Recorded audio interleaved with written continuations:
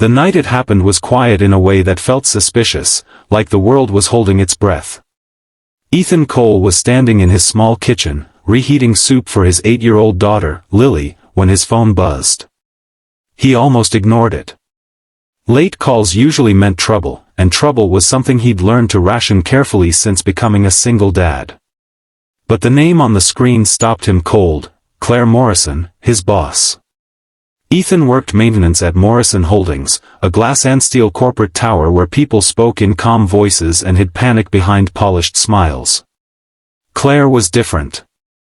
She was sharp, respected, and distant in a way that made her seem untouchable. She never asked for help unless it was absolutely necessary. So when her message read, "I'm sorry to bother you. The power is out at my place. I don't know who else to call," Ethan felt a strange pull in his chest. Lily looked up at him from the table, her eyes too observant for a child who had already seen her mother walk out the door 2 years earlier. "Is it work again, Dad?" she asked softly. Ethan forced a smile. "Just for a bit. Mrs. Morrison needs help."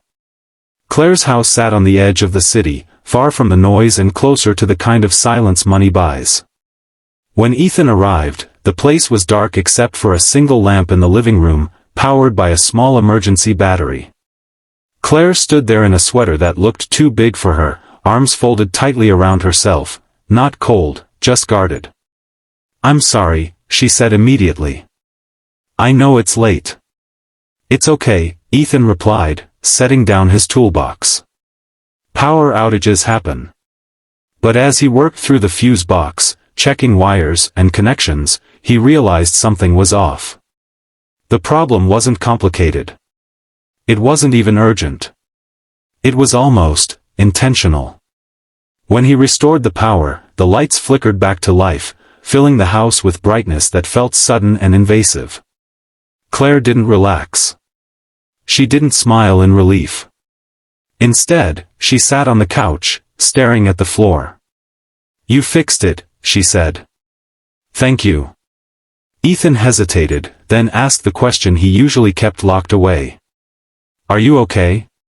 For a long moment, Claire said nothing. Then, quietly, she laughed, a sound without humor. "Everyone asks me that at work. No one really means it." Ethan knew that feeling too well. He thought of nights after Lily fell asleep, when the apartment felt too big and too empty, when the silence reminded him of everything he'd lost and everything he was afraid to lose next. He sat down across from Claire, keeping a respectful distance. "My wife left," he said simply. "Didn't want the weight of a family. I stayed. Someone had to." Claire's eyes finally met his. Something shifted there, something fragile cracking open. "I built this company with my ex-husband," she said. "When he left, everyone assumed I'd be fine. Strong women always are." The power was back on, but neither of them moved to end the night. Ethan stayed longer than he should have, talking about Lily, about broken appliances and broken plans, about how loneliness doesn't care how successful you are. When he finally left, Claire walked him to the door. "Thank you," she said again, but this time it meant more than the lights. As Ethan drove home, he didn't realize that the real outage, the one that mattered, had only just been revealed. After that night, Claire found reasons to call Ethan more often. Sometimes it was a flickering light. Sometimes a door that wouldn't close right. Once, it was nothing at all, just a text asking if he knew a good place to buy spare batteries. Ethan told himself it was professional. But the way her voice softened when she talked about Lily, the way she lingered at the office when he was around, made the lie harder to believe. Lily met Claire by accident one afternoon when Ethan had to pick his daughter up from school early and bring her to the office. Claire knelt down to Lily's height, asking about her drawings, listening as if nothing in the world mattered more. Later that evening, Claire admitted, "I never had kids. I thought I'd have time." Time. Ethan knew how cruel that word could be. The tension grew quietly. Office rumors started. Ethan overheard whispers, about favoritism, about lines being crossed. Claire noticed too. One night, she called him, her voice shaking. "I can't do this," she said. "You deserve stability. Lily deserves it. I can't be the reason you lose your job." Ethan drove over anyway. They argued in her living room, voices low but raw. Claire pushed him away emotionally, listing every reason it wouldn't work: status, reputation, fear.